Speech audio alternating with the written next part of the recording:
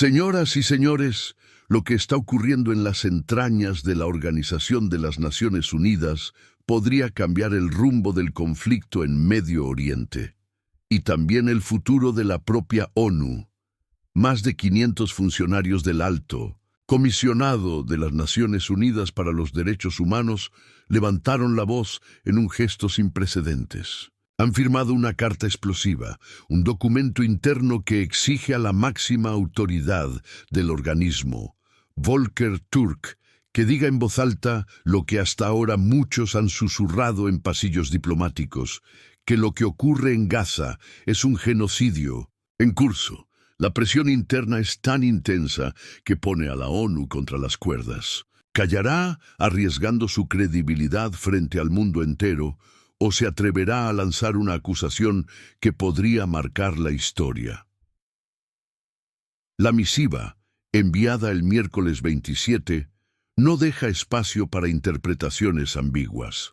Los trabajadores aseguran que los criterios legales del genocidio ya se cumplen en Gaza tras casi 2 años de una guerra devastadora entre Israel y Hamás.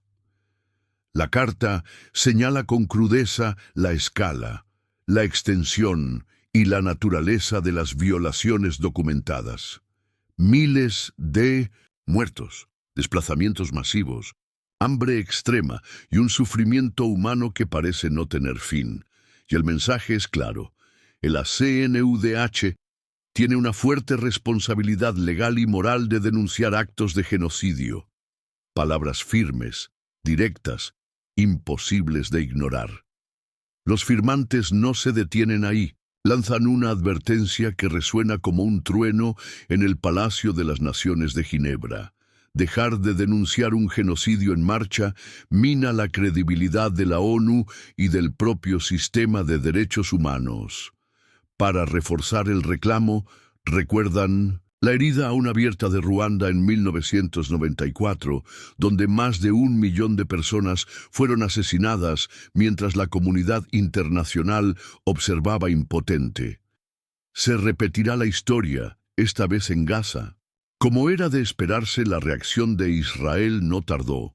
El Ministerio de Relaciones Exteriores calificó la carta de los empleados de la ONU como algo sin importancia, asegurando que no responderán a cartas internas falsas, infundadas y cegadas por el odio obsesivo contra Israel. Para Israel, las acusaciones de genocidio no son más que propaganda. Su argumento: el derecho a la autodefensa tras el ataque del 7 de octubre de 2023, cuando Hamás mató a 1.200 personas y tomó 251 rehenes, según cifras oficiales israelíes. Pero mientras Tel Aviv insiste en que actúa en defensa propia, el precio que paga Gaza es inconmensurable, casi 63.000 muertos, de acuerdo con el Ministerio de Salud gazatí, y una población que ya comienza a sucumbir al hambre, según organismos internacionales. El alto comisionado Volker Türk, abogado austríaco con décadas de carrera en la ONU, está en el centro de la tormenta. Su oficina fue creada en 1993 para promover y proteger los derechos humanos, pero ahora enfrenta una presión inédita. 1/4 de sus 2.000 empleados en todo el mundo exige que rompa el silencio. El desafío es mayúsculo. Türk ya ha condenado públicamente las acciones de Israel y ha advertido sobre un riesgo creciente de crímenes de atrocidad. Sin embargo, llamar oficialmente a lo ocurrido genocidio sería un paso histórico con consecuencias imprevisibles. En Nidas, una respuesta interna, Türk reconoció que comparte la indignación moral de sus empleados. Admitió sentir frustración ante la incapacidad de la comunidad internacional para detener la masacre, pero pidió unidad frente a la adversidad, unidad o silencio. Mientras la ONU duda, otros ya han dado el paso. Amnistía Internacional acusó directamente a Israel de cometer genocidio. Una relatora especial de la ONU, Francesca Albanese, también utilizó esa palabra explosiva, pero el aparato institucional de Naciones Unidas hasta ahora se ha mantenido al margen, argumentando que corresponde a los tribunales internacionales determinar si existe o no un genocidio. Y aquí entra otro frente candente. En 2023, Sudáfrica presentó una demanda en la Corte Internacional de Justicia, acusando a Israel de genocidio en Gaza. El caso está en marcha, pero un fallo de fondo podría tardar años. Mientras tanto, la sangre no deja de correr. La portavoz del ACNUDH, Rabina Shamdasani, reconoció lo que ya era imposible ocultar. La situación en Gaza nos ha sacudido profundamente. Habrá discusiones internas sobre cómo avanzar. El mensaje suena evasiva, pero refleja la batalla que hoy se libra dentro de las paredes de la ONU. De un lado, cientos de empleados exigiendo claridad moral. Del otro, el peso de la diplomacia, la prudencia institucional y el miedo a las repercusiones políticas. Detrás de cada número, detrás de cada comunicado, hay una realidad insoportable. Gaza, con sus calles reducidas a escombros, hospitales colapsados y familias enteras borradas del mapa. El conflicto, que comenzó con un ataque sangriento de Hamás, se ha transformado en una guerra de aniquilación que no distingue entre combatientes y civiles.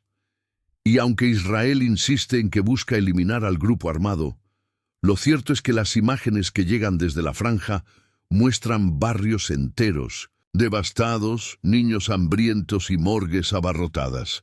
Para los funcionarios de la ONU que firmaron la carta, guardar silencio frente a esto sería equivalente a ser cómplices. La gran pregunta es inevitable. ¿Qué hará Volker Turk? ¿Qué hará la ONU? Si finalmente emplea la palabra genocidio, se abrirá una grieta monumental en el tablero internacional. Podría desencadenar sanciones, juicios internacionales y un aislamiento creciente para Israel. Pero si no lo hace, la ONU arriesga su legitimidad, su razón de ser.